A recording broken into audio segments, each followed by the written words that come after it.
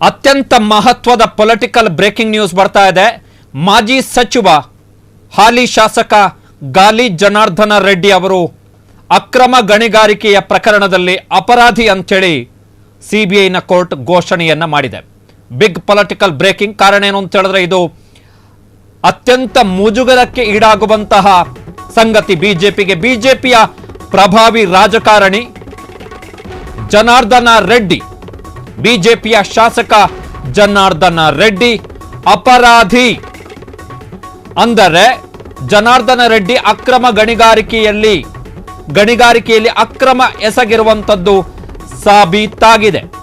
ಕೊಪ್ಪಳ ಜಿಲ್ಲೆಯ ಗಂಗಾವತಿ ವಿಧಾನಸಭಾ ಕ್ಷೇತ್ರದ ಶಾಸಕರು ಜನಾರ್ದನ ರೆಡ್ಡಿ 2024ರಲ್ಲಿ ಲೋಕಸಭಾ ಚುನಾವಣೆಗೆ ಮೊದಲೇ ಜನಾರ್ದನ ರೆಡ್ಡಿ ಬಿಜೆಪಿಯನ್ನ ಸೇರ್ಪಡೆಯಾಗಿದ್ರು. ತಮ್ಮ ಪಕ್ಷವನ್ನ ಬಿಜೆಪಿಯ ಒಳಗಡೆ ಸೇರ್ಪಡೆಗೊಳಿಸಿದ್ರು. ಯಡಿಯೂರಪ್ಪ ಅವಧಿಯಲ್ಲಿ ಈ ಹಗರಣ ನಡೆದಿತ್ತು. OMC ಹಗರಣ, ಓಬಳಾಪುರಂ ಮೈನಿಂಗ್ ಕಂಪನಿ OMC. ಈ ಹಗರಣಕ್ಕೆ ಸಂಬಂಧಪಟ್ಟ ಹಾಗೆ 2009ರಲ್ಲಿ ಸಿಬಿಐ ತನಿಖೆಯನ್ನ ಆರಂಭಿಸಿತ್ತು. ಆ ತನಿಖೆಗೆ ಸಂಬಂಧಪಟ್ಟ ಹಾಗೆ 16 ವರ್ಷಗಳ ಬಳಿಕ ಇವತ್ತು ಸಿಬಿಐನ ನ್ಯಾಯಾಲಯ ತನ್ನ ತೀರ್ಪನ್ನ ಕೊಟ್ಟಿದೆ. ಗಾಲಿ ಜನಾರ್ದನ ರೆಡ್ಡಿ ದೀರ್ಘಕಾಲ ಜೈಲಿನಲ್ಲಿದ್ದಂಥವರು. ಜೈಲಿನಿಂದ ಹೊರಬಂದ ಬಳಿಕವೂ ಕೂಡ ಗಾಲಿ ಜನಾರ್ದನ ರೆಡ್ಡಿಗೆ ಬಳ್ಳಾರಿಗೆ ಹೋಗ್ಲಿಕ್ಕೆ ಅವಕಾಶಗಳಿರಲಿಲ್ಲ. ಅಂತಹ ಗಾಲಿ ಜನಾರ್ದನ ರೆಡ್ಡಿ ಈಗ ಮತ್ತೆ ಜೈಲು ಪಾಲಾಗಬೇಕಾಗತ್ತೆ, ಜೈಲಿಗೆ ಹೋಗಬೇಕಾಗತ್ತೆ.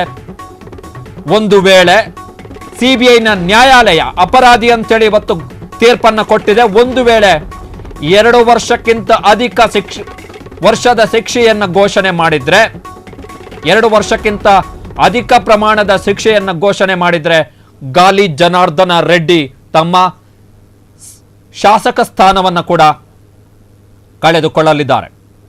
ಗಾಲಿ ಜನಾರ್ದನ ರೆಡ್ಡಿ 2023ರ ವಿಧಾನಸಭಾ ಚುನಾವಣೆಯಲ್ಲಿ ತಮ್ಮದೇ ಕಲ್ಯಾಣ ಕರ್ನಾಟಕ ಪ್ರಗತಿ ಪಕ್ಷವನ್ನ ಸ್ಥಾಪನೆ ಮಾಡಿಕೊಂಡು ಚುನಾವಣೆಯನ್ನು ಎದುರಿಸಿದ್ದಂಥವರು ಗಾಲಿ ಜನಾರ್ದನ ರೆಡ್ಡಿ. ಆದರೆ ಅವರ ಪಕ್ಷದಿಂದ ಗೆದ್ದವರು ಏಕೈಕ ವ್ಯಕ್ತಿ, ಅದು ಗಾಲಿ ಜನಾರ್ದನ ರೆಡ್ಡಿ ಮಾತ್ರ.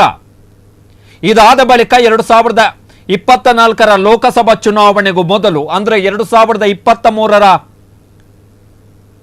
ಅವಧಿಯಲ್ಲೇ ತಮ್ಮ ಪಕ್ಷವನ್ನ ಬಿಜೆಪಿಯಲ್ಲಿ ವಿಲೀನಗೊಳಿಸಿದ್ರು ಜನಾರ್ದನ ರೆಡ್ಡಿ. ಬಿಜೆಪಿಗೆ ಸೇರ್ಪಡೆಯಾದರು, ಬಿಜೆಪಿಯ ಶಾಸಕರಾದರು. ಲೋಕಸಭಾ ಚುನಾವಣೆಯ ಹಿತದೃಷ್ಟಿಯಲ್ಲಿ ಪಕ್ಷಕ್ಕೆ ಲಾಭ ಆಗತ್ತೆ ಎನ್ನುವ ಏಕೈಕ ಕಾರಣಕ್ಕೋಸ್ಕರ ಬಿಜೆಪಿ ಹಲವು ಹಗರಣಗಳಲ್ಲಿ ಆರೋಪಿಯಾಗಿದ್ದರೂ ಕೂಡ ಜನಾರ್ದನ ರೆಡ್ಡಿ ಅವರನ್ನ ಮುಕ್ತ ಕಂಠದಿಂದ ಜನಾರ್ದನ ರೆಡ್ಡಿ ಅವರನ್ನ ಬಿಜೆಪಿ ಸ್ವಾಗತಿಸಿತ್ತು 2024ರ ಲೋಕಸಭಾ ಚುನಾವಣೆಗೂ ಮೊದಲು. ಆದರೆ ಈಗ ಅದೇ ಗಾಲಿ ಜನಾರ್ದನ ರೆಡ್ಡಿ ಅಕ್ರಮ ಗಣಿಗಾರಿಕೆಯ ಪ್ರಕರಣದಲ್ಲಿ ಅಪರಾಧಿ ಅಂತ ಸಿಬಿಐನ ನ್ಯಾಯಾಲಯ ಮಹತ್ವದ ತೀರ್ಪನ್ನು ಕೊಟ್ಟಿದೆ. ಸುಪ್ರೀಂ ಕೋರ್ಟ್ ಒಂದು ಹಂತದಲ್ಲಿ ಒಂದು ಪ್ರಶ್ನೆಯನ್ನ ಕೇಳ್ತು, ಎಷ್ಟು ವರ್ಷ ಅಂತ ಇನ್ವೆಸ್ಟಿಗೇಷನ್ ಮಾಡ್ತಾ ಇದ್ದೀರಿ ಅಂತೇಳಿ. ಎಷ್ಟು ವರ್ಷ? ಬಿಕಾಸ್ ಈ ಪ್ರಕರಣ ದಾಖಲಾಗಿದ್ದೆ 2009ರಲ್ಲಿ. ಸೊ ಸಿಬಿಐ ಕೋರ್ಟ್ನ ತೀರ್ಪು ಒಟ್ಟು 4 ದೋಷಿಗಳು. ದೋಷಿ ನಂಬರ್ 1 ಗಾಲಿ ಜನಾರ್ದನ ರೆಡ್ಡಿ, ದೋಷಿ ನಂಬರ್ 2 BV ಶ್ರೀನಿವಾಸ ರೆಡ್ಡಿ, ದೋಷಿ ನಂಬರ್ 3 VD ರಾಜಗೋಪಾಲ್, ದೋಷಿ ನಂಬರ್ 4 ಮೇಫಜ್ ಅಲಿ ಖಾನ್ ರೆಡ್ಡಿಯ ಸಹಾಯಕ. ಉಳಿದ ಇಬ್ಬರನ್ನ ಸಿಬಿಐನ ನ್ಯಾಯಾಲಯ ಆರೋಪ ಮುಕ್ತಗೊಳಿಸಿದೆ. ಸಬಿತಾ ಇಂದ್ರಾ ರೆಡ್ಡಿ ಮತ್ತು ಕೃಪಾನಂದಂ ಅವರನ್ನ ಸಿಬಿಐನ ನ್ಯಾಯಾಲಯ ದೋಷ ಮುಕ್ತಿಗೊಳಿಸಿದೆ. ಅಂದ್ರೆ ಅವರ ವಿರುದ್ಧ ಯಾವುದೇ ಸಾಕ್ಷ್ಯಗಳಿಲ್ಲ ಅಂತೇಳಿ ಸಿಬಿಐನ ನ್ಯಾಯಾಲಯ ಇವತ್ತು ತೀರ್ಪನ್ನು ನೀಡಿದೆ. ಬಟ್ ಗಾಲಿ ಜನಾರ್ದನ ರೆಡ್ಡಿಗೆ, ಬಿಜೆಪಿ ಅವರಿಗೆ ಇದು ಅತ್ಯಂತ ದೊಡ್ಡ ಮುಜುಗರ. ಕಾರಣ ಏನು ಅಂತ ಹೇಳಿದ್ರೆ 2023ರ ವಿಧಾನಸಭಾ ಚುನಾವಣೆಯಲ್ಲಿ ನಿಮಗೆ ಗೊತ್ತಿರಬಹುದು, ಜಗದೀಶ್ ಶೆಟ್ಟರ್ ಬಿಜೆಪಿಯನ್ನ ಬಿಟ್ಟು ಕಾಂಗ್ರೆಸ್ಗೆ ಸೇರಿದಂತಹ ಸಂದರ್ಭದಲ್ಲಿ ಜನಾರ್ದನ ರೆಡ್ಡಿ ಕೂಡ ಬಿಜೆಪಿಗೆ ಬರಲಿಕ್ಕೆ ಉತ್ಸುಕರಾಗಿದ್ದರು 2023ರ ವಿಧಾನಸಭಾ ಚುನಾವಣೆಯ ಸಂದರ್ಭದಲ್ಲಿ. ಆದರೆ ಒಂದು ವೇಳೆ ಗಾಲಿ ಜನಾರ್ದನ ರೆಡ್ಡಿ ಬಿಜೆಪಿಗೆ ಬಂದರ ವಿಧಾನಸಭಾ ಚುನಾವಣೆಯಲ್ಲಿ ಪಕ್ಷಕ್ಕೆ ನೈತಿಕವಾಗಿ ಹಿನ್ನಡೆ ಆಗತ್ತೆ ಎನ್ನುವಂತಹ ಕಾರಣಕ್ಕೋಸ್ಕರ ಬಿಜೆಪಿಯ ರಾಷ್ಟ್ರೀಯ ನಾಯಕರು ಇನ್ಕ್ಲೂಡ್ ಮಿಸ್ಟರ್ ಅಮಿತ್ ಶಾ, ಬಿಜೆಪಿಯ ರಾಷ್ಟ್ರೀಯ ನಾಯಕರು ಗಾಲಿ ಜನಾರ್ದನ ರೆಡ್ಡಿ ಅವರನ್ನ ಪಕ್ಷಕ್ಕೆ ಸೇರಿಸಿಕೊಳ್ಳಲು ಒಪ್ಪಲಿಲ್ಲ. ಈ ಒಂದು ಗಾಲಿ ಜನಾರ್ದನ ರೆಡ್ಡಿ ದೆಹಲಿಯಲ್ಲಿ ಬಿಜೆಪಿಯ ನಾಯಕ ಅಮಿತ್ ಶಾ ಅವರನ್ನ ಭೇಟಿ ಮಾಡಿ ಮಾತುಕತೆ ನಡೆಸಿದ್ದರು ಕೂಡ.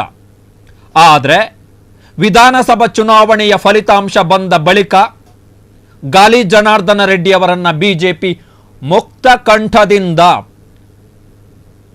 ಕಂಠದಿಂದ ಬಿಜೆಪಿಗೆ ಬರಮಾಡಿಕೊಳ್ತು. ಯಡಿಯೂರಪ್ಪನವರ ಸಮ್ಮುಖದಲ್ಲೇ ಗಾಲಿ ಜನಾರ್ದನ ರೆಡ್ಡಿ ಬಿಜೆಪಿಗೆ ವಾಪಸ್ ಆಗಿ ತಮ್ಮ ಕಲ್ಯಾಣ ಕರ್ನಾಟಕ ಪ್ರಗತಿ ಪಕ್ಷವನ್ನ ಆರ್ಪಿ ಪಕ್ಷವನ್ನ ಬಿಜೆಪಿಯ ಒಳಗಡೆ ವಿಲೀನಗೊಳಿಸಿದರು. ಕಳೆದ ವರ್ಷ ಚನ್ನಪಟ್ಟಣ ಮತ್ತು ಶಿಗ್ಗಾಂವಿ ವಿಧಾನಸಭಾ ಕ್ಷೇತ್ರಗಳಿಗೆ ನಡೆದಂಥ ಉಪಚುನಾವಣೆಯ ಜೊತೆಗೆ ಸಂಡೂರಿಗೂ ಕೂಡ ವಿಧಾನಸಭಾ ಚುನಾವಣೆ ನಡೆಯಿತು. ಸಂಡೂರು ವಿಧಾನಸಭಾ ಚುನಾವಣೆಯಲ್ಲಿ ಬಿಜೆಪಿ ಟಿಕೆಟ್ ಕೊಟ್ಟಿದ್ದು ಇದೇ ಗಾಲಿ ಜನಾರ್ದನ ರೆಡ್ಡಿಯ ಪರಮಾಪ್ತ ಹನುಮಂತು ಅವರಿಗೆ. ಗಾಲಿ ಜನಾರ್ದನ ರೆಡ್ಡಿ ಸಂಡೂರು ಉಪಚುನಾವಣೆಯಲ್ಲಿ ಹೇಗಾದರೂ ಮಾಡಿ ಗೆದ್ದು ಬಳ್ಳಾರಿಯ ರಾಜಕಾರಣದಲ್ಲಿ ಮತ್ತೆ ನಾನು ಪುಟಿದೇಳಬೇಕು ಅಂತೇಳಿ ಪ್ರಯತ್ನವನ್ನ ಪಟ್ಟರು. ಆದರೆ ಸಂಡೂರಲ್ಲಿ ಜನ ಗಾಲಿ ಜನಾರ್ದನ ರೆಡ್ಡಿಯ ಆಪ್ತನನ್ನ ಗೆಲ್ಲಿಸಲಿಲ್ಲ. ಬದಲಿಗೆ ಕಾಂಗ್ರೆಸ್ ಸಂಸದ ತುಕಾರಾಂ ಅವರ ಪತ್ನಿಗೆ ಟಿಕೆಟ್ ಮತ ಹಾಕಿ ಗೆಲ್ಲಿಸಿದ್ರು. ಸೊ ಗಾಲಿ ಜನಾರ್ದನ ರೆಡ್ಡಿ ಅವರನ್ನ ಎಷ್ಟು ಇಂಪಾರ್ಟೆಂಟ್ ಆಗಿ ತೆಗೆದುಕೊಂಡಿದೆ ಬಿಜೆಪಿ ಅಂತೇಳಿ.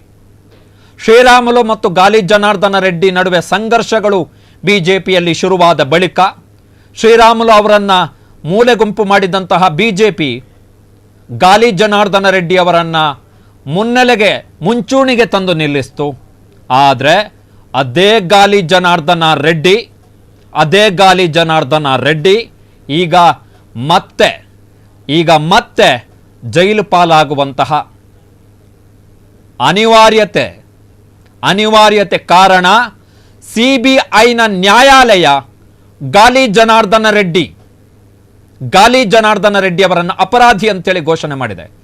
ಈ ಅಕ್ರಮ ಗಣಿಗಾರಿಕೆಯ ಬಗ್ಗೆ ಮಾತಾಡಿದಷ್ಟು ಕಮ್ಮಿಯೇ, ಎಷ್ಟು ಮಾತಾಡ್ತೀವಿ ಅಷ್ಟು ಕಮ್ಮಿಯೇ. ಕಾರಣ ಸಿಬಿಐನ ನ್ಯಾಯಾಲಯ ಗಾಲಿ ಜನಾರ್ದನ ರೆಡ್ಡಿ ಮತ್ತು ಅವರ ಆಪ್ತರ ವಿರುದ್ಧ ಎಫ್ಐಆರ್ ಅನ್ನು ದಾಖಲು ಮಾಡಿ ಇವರ ವಿರುದ್ಧ ತನಿಖೆ ಮಾಡಿ ಇವರನ್ನ ಬಂಧಿಸಿದ ಬಳಿಕ ಒಂದು ಮಹತ್ವವಾದಂತಹ ಒಂದು ಹಗರಣ ನಡೆಯುತ್ತೆ. ಅದೇನು ಅಂತ ಹೇಳಿದ್ರೆ, ಓರ್ವ ಜಡ್ಜಿಗೆ ದುಡ್ಡು ಕೊಟ್ಟು ಖರೀದಿ ಮಾಡುವಂತಹ ಪ್ರಯತ್ನವನ್ನ ಗಾಲಿ ಜನಾರ್ದನ ರೆಡ್ಡಿ ಅಂಡ್ ಅವರ ಟೀಮ್ ಮಾಡುತ್ತೆ.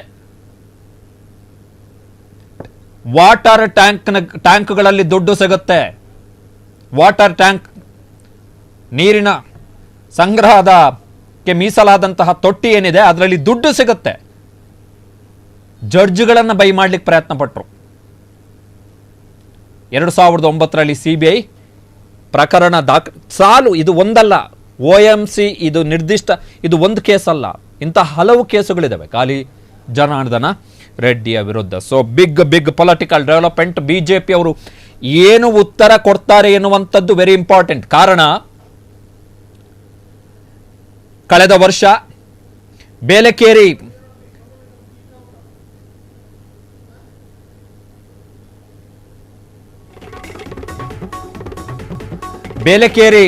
ಅದಿರು ಪ್ರಕರಣದಲ್ಲಿ ಕಾಂಗ್ರೆಸ್ನ ಕಾರವಾರದ ಶಾಸಕ ಸತೀಶ್ ಶೈಲ್ ಅವರಿಗೆ ಕೋರ್ಟು ಅವರನ್ನು ಅಪರಾಧಿ ಅಂತೇಳಿ ಘೋಷಣೆ ಮಾಡಿ ಶಿಕ್ಷೆಯನ್ನು ವಿಧಿಸಿತ್ತು. ಆ ಸಂದರ್ಭದಲ್ಲಿ ಬಿಜೆಪಿ ಅವರು ಹಲವು ಪ್ರಶ್ನೆಗಳನ್ನು ಕೇಳಿದರು. ಆದರೆ ಆ ಹಗರಣ ಕೂಡ ನಡೆದಿದ್ದು ಸನ್ಮಾನ್ಯ ಶ್ರೀ ಮಾಜಿ ಮುಖ್ಯಮಂತ್ರಿ BS ಯಡಿಯೂರಪ್ಪರವರ ಅವಧಿಯಲ್ಲೇ. So big political setback ಬಿಜೆಪಿಗೆ. ವಿಚಿತ್ರ ಏನು ಅಂತ ಹೇಳಿದ್ರೆ, ಇವರು 2023ರಲ್ಲಿ ಬೇಡ ಅಂತ ಹೇಳದಂಥವರು 2024ರ ಲೋಕಸಭಾ ಚುನಾವಣೆಗೋಸ್ಕರ ಗಾಲಿ ಜನಾರ್ದನ್ ರೆಡ್ಡಿನ ಮತ್ತೆ BJP ಕರ್ಕೊಬಂದ್ರಿ. ಈಗ ಉತ್ತರ ಕೊಡಬೇಕಾಗತ್ತೆ BJP ಅವರು. 2 ವರ್ಷಕ್ಕಿಂತ ಹೆಚ್ಚು ಶಿಕ್ಷೆ ಆದರೆ, ಇನ್ನೂ ಶಿಕ್ಷೆಯ ಪ್ರಮಾಣದ ಬಗ್ಗೆ ಇನ್ನೂ ಮಾಹಿತಿ ಸಿಕ್ಕಿಲ್ಲ. 2 ವರ್ಷಕ್ಕಿಂತ ಹೆಚ್ಚು ಶಿಕ್ಷೆಯಾದರೆ ಜನಪ್ರತಿನಿಧಿ ಕಾಯ್ದೆಯ ಪ್ರಕಾರ ಆಟೋಮೆಟಿಕ್ ಆಗಿ ಶಾಸಕ ಸ್ಥಾನ ರದ್ದಾಗುತ್ತೆ. ಅಂದರೆ ಬೈ ಎಲೆಕ್ಷನ್ ಆಗಬೇಕು. ಇನ್ ಅದರ್ವೈಸ್ ಅಂದರೆ ಈ CBIನ ತೀರ್ಪಿಗೆ ಹೈಕೋರ್ಟ್ ಒಂದು ವೇಳೆ ಸ್ಟೇ ಕೊಡದೆ ಹೋದರೆ ಆಗ ಆಟೋಮೆಟಿಕ್ ಆಗಿ ಗಾಲಿ ಜನಾರ್ದನ ರೆಡ್ಡಿ ತಮ್ಮ ಶಾಸಕ ಸ್ಥಾನವನ್ನು ಕಳೆದುಕೊಳ್ಬೇಕಾಗತ್ತೆ.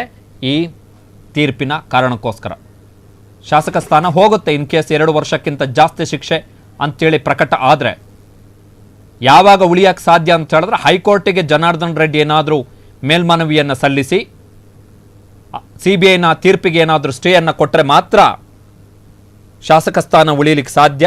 ಇಲ್ಲದಿದ್ದರೆ ಶಾಸಕ ಸ್ಥಾನ ಉಳಿಯಲ್ಲ, ಅನರ್ಹಗೊಳ್ತಾರೆ, ಆಟೋಮೆಟಿಕ್ ಅನರ್ಹಗೊಳ್ತಾರೆ. ಜನಪ್ರತಿನಿಧಿ ಕಾಯ್ದೆಯ ನಿಯಮ ಇರುವಂಥದ್ದು ಹಾಗೆ. ಆಗ ಗಂಗಾವತಿಗೆ ಬೈ ಎಲೆಕ್ಷನ್ ಅನಿವಾರ್ಯ ಆಗುತ್ತೆ. ಸೊ ಇದು ರಾಜ್ಯದ ಅತ್ಯಂತ ದೊಡ್ಡ ಪೊಲಿಟಿಕಲ್ ಬ್ರೇಕಿಂಗ್ ನ್ಯೂಸ್. ಇದು OMC ಹಗರಣ ನಡೆದಿರುವಂಥದ್ದು ಆಂಧ್ರದಲ್ಲಿ, ಬಟ್ ಪೊಲಿಟಿಕಲ್ ಇಂಪ್ಯಾಕ್ಟ್ ಆಗ್ತಾ ಇರುವಂಥದ್ದು ಕರ್ನಾಟಕದಲ್ಲಿ.